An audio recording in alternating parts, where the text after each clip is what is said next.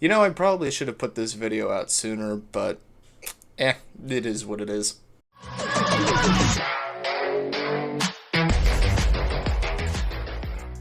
Hey guys, it's Viger, and here we are talking about the Mario movie.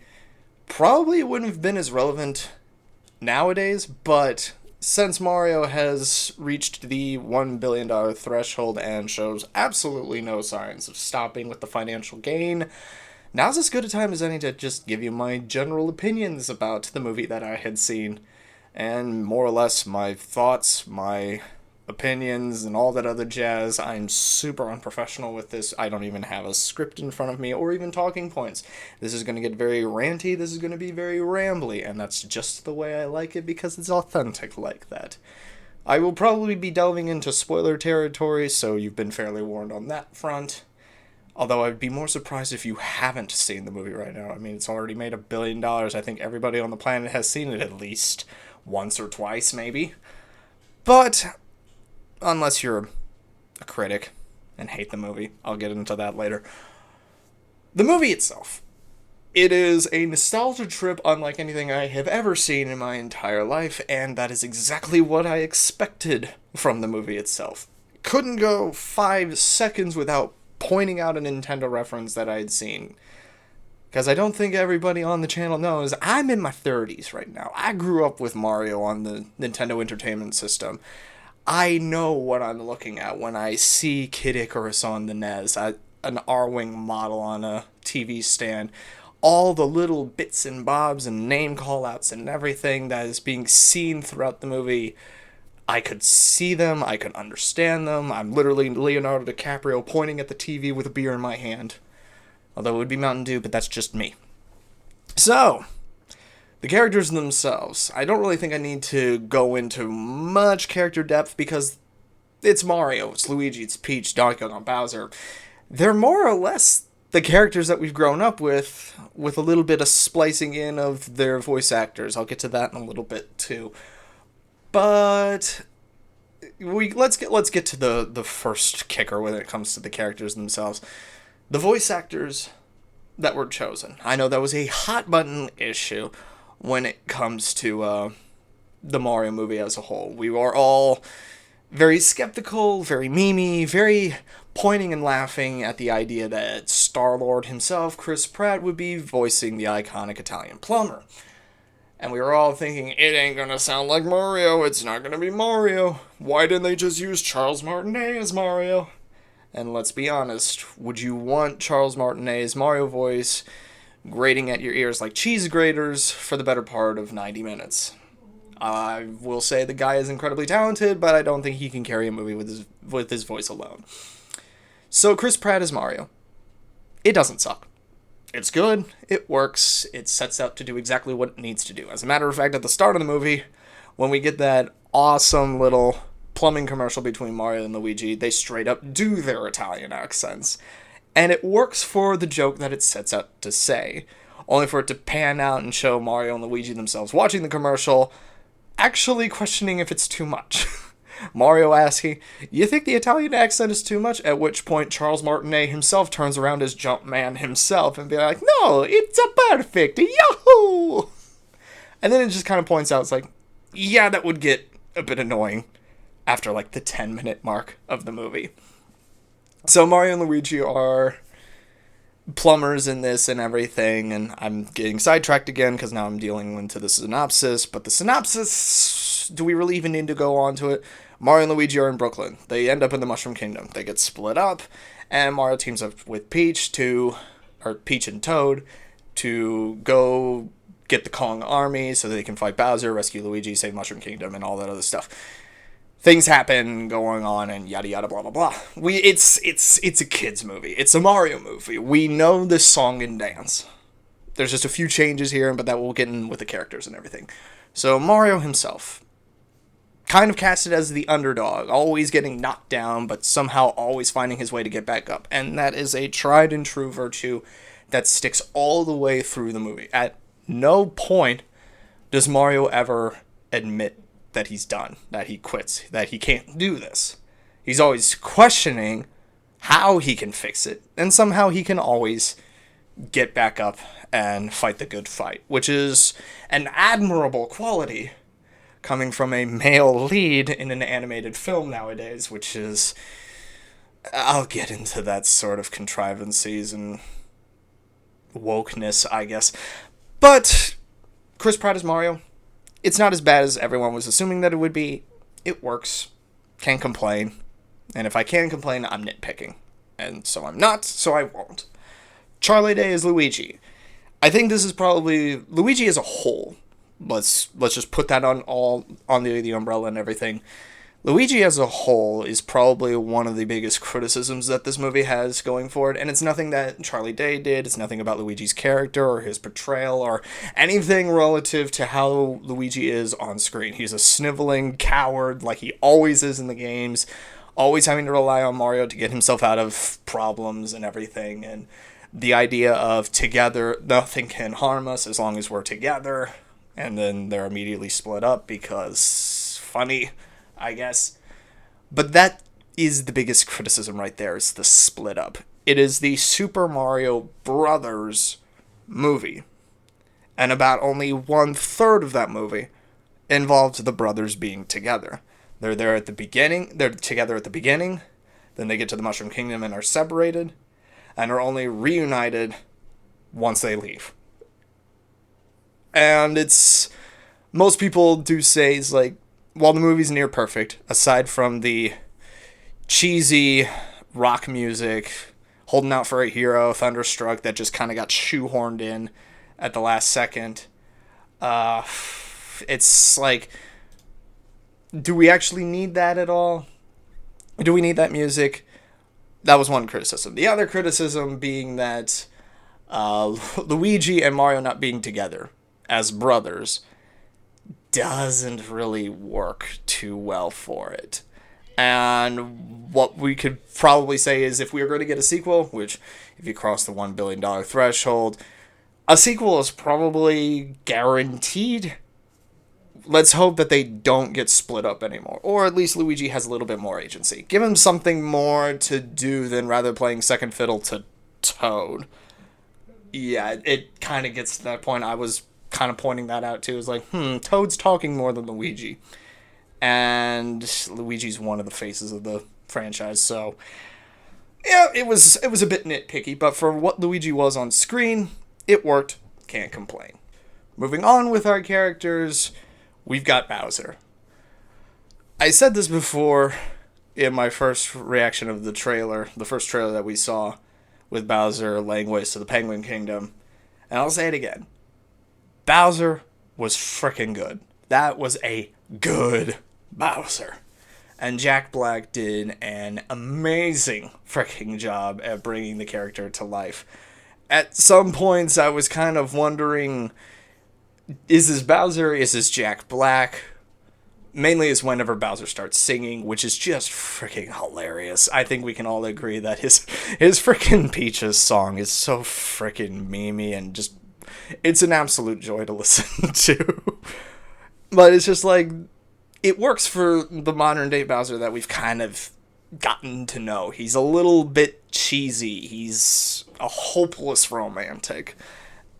But he's also a little bit crazy in thinking that he actually has a chance with Princess Toadstool of the Mushroom Kingdom. I'll get to her in a little bit. But as far as Bowser's concerned as the major villain in the movie, again, it's Bowser in a Mario setting.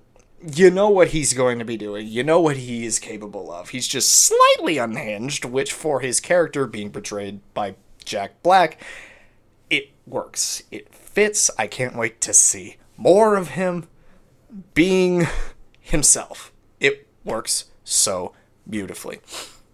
Then we get to Donkey Kong. Or as I like to call him, Seth Rogen in a gorilla suit.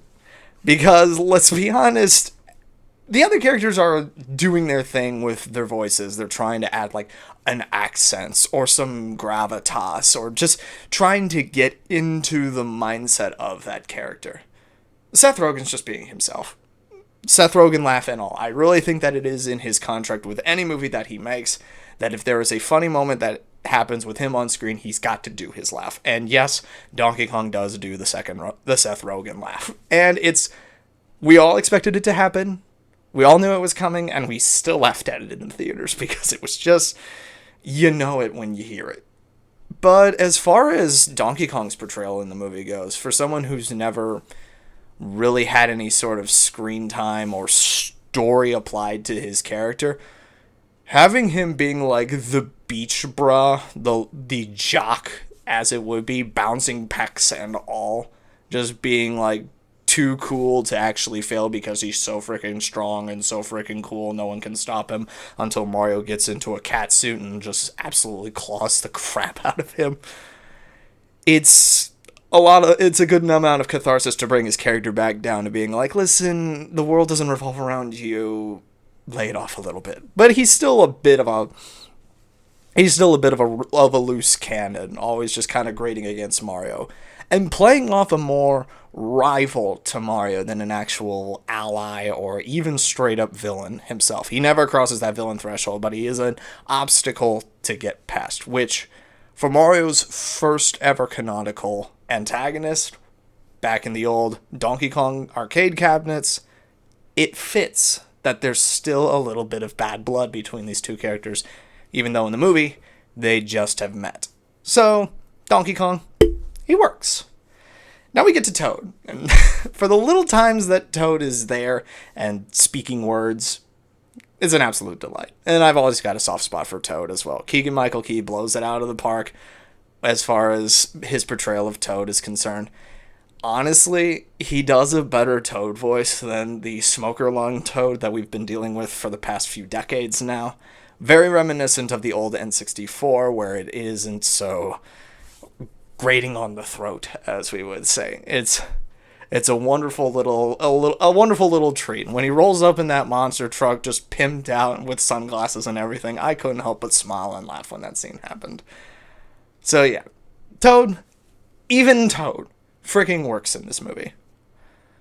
And now we get to probably the most controversial character of this entire movie, which has set many a critic and vocal activist alike because they just didn't like what they saw. I don't know why, but maybe it's because I'm a guy. I don't freaking know. Of course, I'm talking about Princess Peach herself. Everyone was expecting her to be a girl boss, and I mean, you can't get more girl boss than princess of an entire kingdom, but who's here telling me otherwise? I guess everybody was assuming that she was supposed to, like, take the lead and be the hero of the movie that doesn't have her name in it. It is the Super Mario Brothers movie, so it's fitting that the Super Mario Brothers, quite literally powered by the superstar, delivering the final blow to Bowser. I mean, the only thing Peach really does at the very end to, like, contribute to the final fight is just pop a minus mushroom in Bowser's mouth and get him stuffed in a jar. That's it. And I mean, that's fitting for her character. Speaking of character, though, this is probably my most favorite interpretation of Peach that I have ever seen put to screen. Whether it be a TV screen through a video game, or a movie, or a cartoon, or literally anything. Because they gave her freaking agency. They gave her something to do, and she was capable of doing everything that she set out to do. She wanted to recruit the Kong army. With Mario's help, she was able to do so. Probably would not have been able to do that on her own. She needs help because there is power in numbers. And the whole premise of the movie is, together nothing can stop us. Because you also got to understand, Bowser's basically working alone throughout this entire movie. Mario and Luigi are quite literally unstoppable when they are together, and Peach, trying to solo it herself, inadvertently running into Mario, and allowing him to come along with her because, hey, I can always use help. I'm not going to say no to somebody who's willing to help me. And that's another thing that I want to point out, is the character dynamic between Mario and Peach, because I guess everyone was assuming, because of video game portrayals and everything, the two of them are supposed to have some sort of love or relationship together. That doesn't happen in this movie. It's like Peach actually becomes more interested in the entire concept that, oh my gosh, there's another freaking human being in this world now. I've got another person to talk to interact with. So what if he so happens to be a short Italian man from Brooklyn? I don't freaking care. It's another person, finally some normalcy. But I guess, again, people were assuming that Peach is supposed to take the lead. She's supposed to be the unstoppable force and everything. But she's still...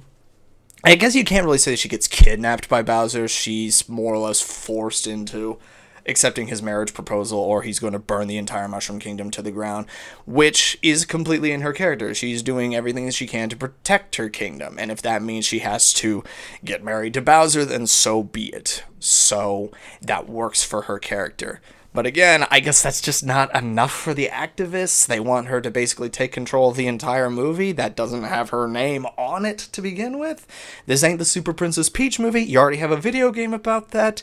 Go play that and get very questionable when you have to deal with the Vibe Scepter. Yeah, it does be like that.